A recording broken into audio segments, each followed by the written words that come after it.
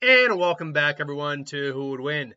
And from Hosen 9998, we have the question of who would win in the fight? The Teenage Mutant Ninja Turtles, Leonardo, Raphael, Donatello, and Michelangelo, versus Albert Wesker from the Resident Evil series. Albert Wesker is essentially a super soldier. He's been given a specialized version of the T virus, if I remember correctly. Although I think it's not the T virus. Give me one second. I want to, again, don't want to sound like Al. Don't want to sound like I'm like just talking out my ass. He doesn't know anything about this guy. Blah, blah, blah, Albert Wesker. I know he's been given, I believe, a specialized virus that acts essentially like a super soldier serum. Now his powers have kind of fluctuated because he does in fact need, or did at least for a while, need to like constantly be getting, I want to say like injections or something like that, to keep him from like mutating or anything like that. But point being, and that serves me no value whatsoever. I need his actual stats here, not his background. Albert, there we go. Okay. But point being, he was a high-ranking researcher and then became pretty much, kind of like a enforcer to some of these organizations. Although enforcer is not the right term. He was still very much in charge. It was just there were other people doing other things while he was being a lot more badass.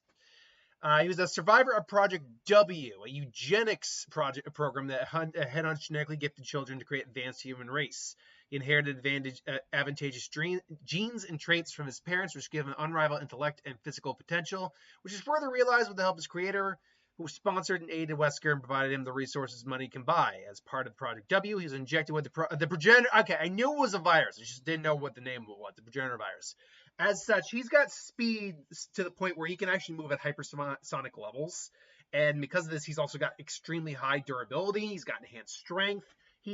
Regenerative healing factor. He could generate from fatal injuries within a few minutes. Even multiple bullets to the face could not kill him with a quick healing factor. That said, he was still able to overtax his healing factor, and he's not able to survive being like blown up or something like that, like his body parts later being scattered. If you were to say blow his head completely off, you'd kill him. Or if you'd say take his head off, run him through multiple times. Although just stabbing him in the chest isn't going to be enough. You'd have to actually really, really injure him. It's a healing factor shown to resurrect him from the dead as long as the majority of his body is intact. That means only his body getting destroyed would kill him. So it's a reverse decapitation is what it is. But he's a genius level intellect, including scientist, spy, and master tactician. He's also a master in hand-to-hand combat, marksmanship, stealth. He does possess, or did at least, possess several weaknesses, including needing to frequently inject himself with PG67A W serum to keep the prototype virus under control. Otherwise, it would have stunted his superhuman abilities. He also needs a precise dosage, too. And he's also extremely arrogant. His arsenal includes sunglasses, which really just don't conceal his cat-like eyes. That's about it. Samurai's Edge, which is Wesker's his Beretta 992F. Sorry, the prototype virus, which Wesker injected his virus into himself to grant superhuman abilities. And he also has his other serum, prototype serum, to keep his serum under control, and Ouroboros, which developed this virus for his plan to purify humanity. He later injected this virus into himself during his final confrontation with Chris Renfield. So he is a skilled and dangerous individual. The question is, are the Turtles skilled and dangerous enough to compete with him? Well, they do have the advantage in numbers right out the gate. And they're certainly no slouches when it comes to their training. They are masters in ninjutsu. They are skilled martial artists. Leonardo is said to be the best straight-out fighter of them, including being trained in things like Bushido, which is samurai code. Each wield their own weapons. Raphael's sides, Leonardo's ninjaku, which are not is it ninjaku? They're not actually katana. There's something else. Michelangelo obviously has his nunchucks, and Donatello uses his bow staff. Donatello is the most intelligent of the individuals. Mikey is pretty much just Mikey. I mean, he's not he's not like stupid or anything like that. He's just the most immature. But that does also, I think, make him the most unpredictable, because you might not take him seriously and he could actually, kick your ass in it, because he's actually skilled with nunchucks, whereas many people aren't. And Raph is actually stated to be the physically strongest, but he's also the most, unbalanced of them. But beyond that, they have turtle physiology. They have their shells, which can take quite a bit of hits. They can. They're actually even like bulletproof, at least to small to mid-range caliber weapons. High caliber weapons would just slice right through them, though. They're very ingenious. No, they have a lot of ingenuity with them. They're skilled in their chosen weaponry, and they know how to work together when they are working together. Which in this case, they'd have to be working together. The question simply comes down to, could they match Albert? Because I'll tell you right now, regenerative capabilities, and they also do have a healing factor too. Nowhere near as like a Wolverine or Albert, but they can recover. But Albert's got him on physicality, like just straight out. He's got them. He's completely got them on physicality. He can move at hypersonic speeds if he really, when he pushes himself to his max potential. He's physically strong enough to manhandle these guys. Durability wise, he can take like low level explosions without like from grenades and be relatively fine. And skill wise, he is at minimum comparable to the Turtles, if not more skilled in hand-to-hand combat, and probably even a smarter tactician. So really, he outbests the Turtles in everything save for maybe weaponry. The Turtles got him on weaponry just through versatility alone. So do the Turtles automatically lose this fight? Well, to be fair, they've also always gone on. They've fought against the Shredder multiple times, mentally lost multiple times, but also won. Who is a big guy who's again physically far more capable than them, armed to the teeth, faster, stronger, more skilled in hand-to-hand combat. So Wesker actually isn't so dissimilar from other fighters they've gone up against. The question would just be, would they survive long enough to actually implement a strategy against him?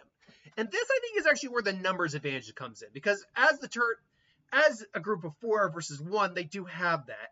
And they're not, just because I think he's more skilled and more physically capable than any of them, doesn't inherently mean they lose in the straight out physical confrontation. That's not what that means at all. They could still, like if Leonardo or Raphael actually went hand to hand with him, they could put up a fight. In fact, they couldn't. In fact, Wesker would even probably be smart. I must admit, for Turtles, you're quite good. But boom, boom. Then he starts just laying in actual hits, just boom, boom, boom. It's like, you're going to have to do better than that. But here's the key here, I think, for this fight. If he is focused on keeping himself in peak condition, Donatello is analytical enough to and the tech guy of the group to recognize he's relying on something. He's not normal human. And he's reaching for something. Maybe that's it. And he throws his bow staff and maybe knocks it out of Wesker catches it, but only from Mikey, his unpredictable nature, to throw one of his nunchucks, just knock his serum out. To you, it's like, he must need that serum. Don't let him get it. Just get out of my way, you filthy reptiles. And then it's like, you're not going anywhere. I'm really not in the mood for this. It's like Raph's doing his best to hold it. No, not letting go. Oh God! And finally, just smashes the vials. Like, you really think that's the only one I have?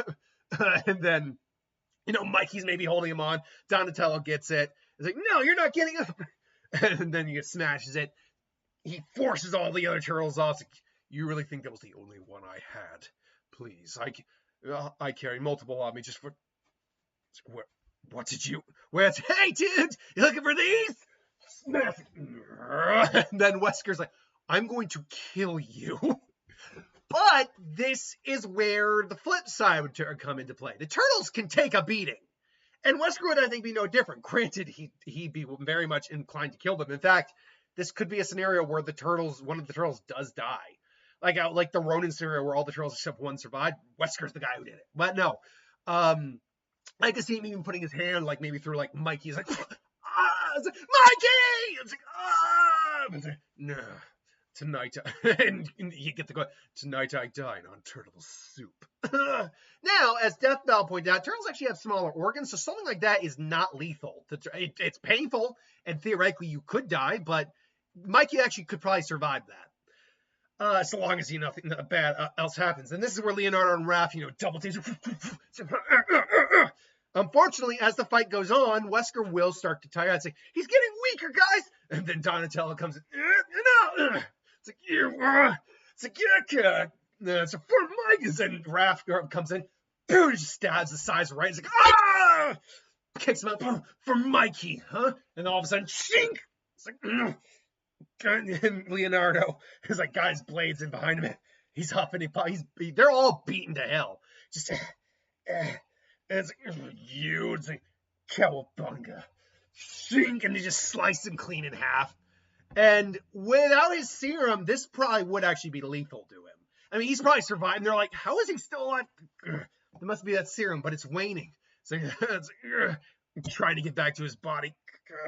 It's like, no, it's like, man, no. It's like, you don't get to. It's like, no, it's all right, guys. I'm okay. And so Wesker's just, you turtle. And then finally, they just, say, Bushido teaches us to live by a code, and that code means you don't let your enemies suffer. And just puts him, sticks it right through his head, just.